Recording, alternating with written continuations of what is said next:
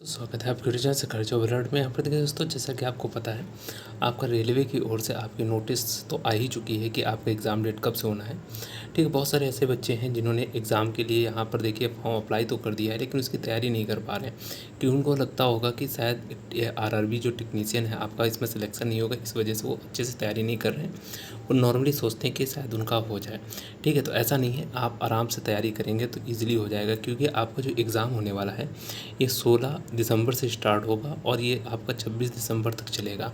तो मान कर चल सकते हैं, अगर आज से भी देखते हैं तो आपके पास लगभग 60 दिन है इस एग्ज़ाम को क्रैक करने के लिए, और 60 डेज़ में आप टेक्नीशियन की तैयारी कर सकते हैं।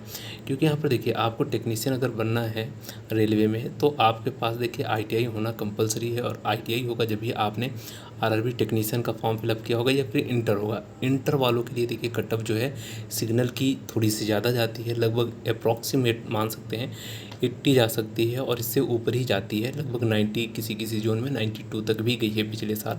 उस साल वैकेंसियाँ भी ज़्यादा थी, फिर भी इतनी गई थी, तो इस साल तो ज़्यादा ही जानी है कट ऑफ।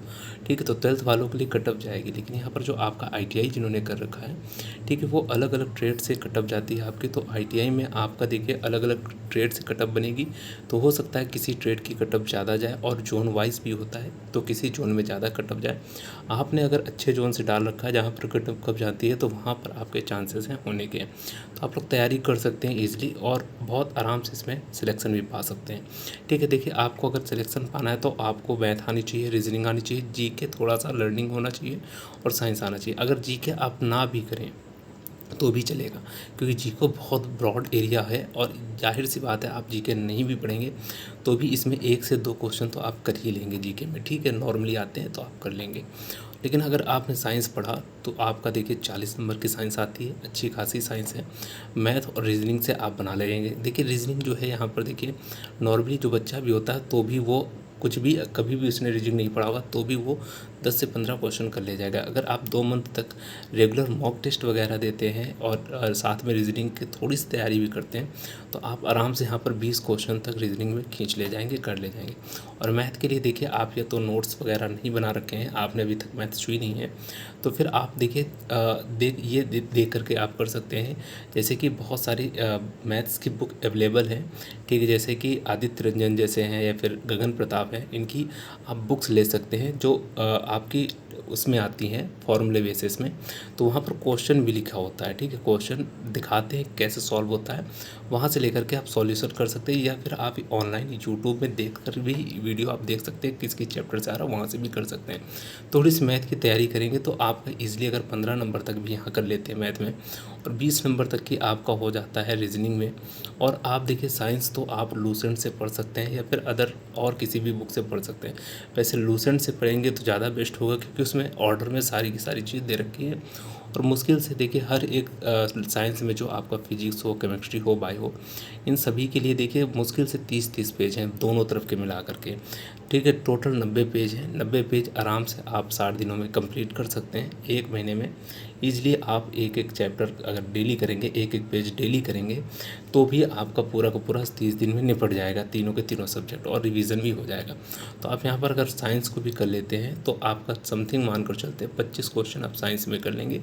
ठीक है, और जीके जीएस की अगर बात करें तो कम से कम 2 क्वेश्चन कर लेंगे। तो आपका लगभग यहाँ पर कितने क्वेश्चन बनते हैं, यहाँ पर आपके अप्रॉक्सीमेट 62 क्वेश्चन ईजिली बन जाएंगे। ठीक है, अगर आप इतना स्कोर कर ले जाते हैं 62 आउट ऑफ 100, ठीक है, 100 में से अगर आप 62 नंबर भी स्कोर कर लेते हैं तो आपका सिलेक्शन 100% होगा, अगर आपने आईटीआई कर रखा है। ठीक है, लेकिन 12th वालों के लिए थोड़ी प्रॉब्लम होगी, क्योंकि यहाँ पर कट ऑफ इनकी थोड़ा ज़्यादा जाएगी।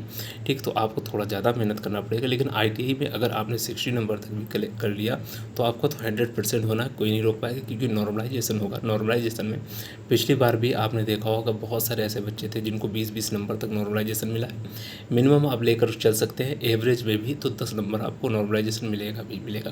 अगर 62 को नंबर तक आप करते हैं तो 10 नंबर का नॉर्मलाइजेशन मिलता है, तो भी आपके 72 नंबर हो जाएंगे, और इतनी आपको कट ऑफ क्वालिफाई करने के लिए बहुत नंबर है।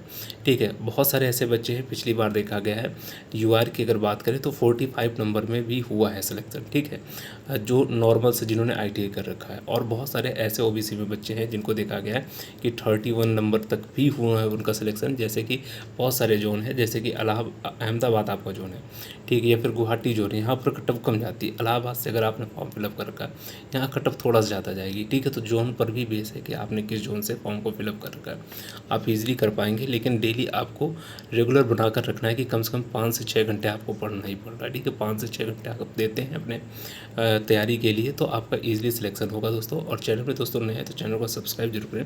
गवर्नमेंट जॉब से रिलेटेड आपको जानकारी मिलती रहेंगी। फिर मिलते हैं नेक्स्ट वीडियो में। धन्यवाद दोस्तों।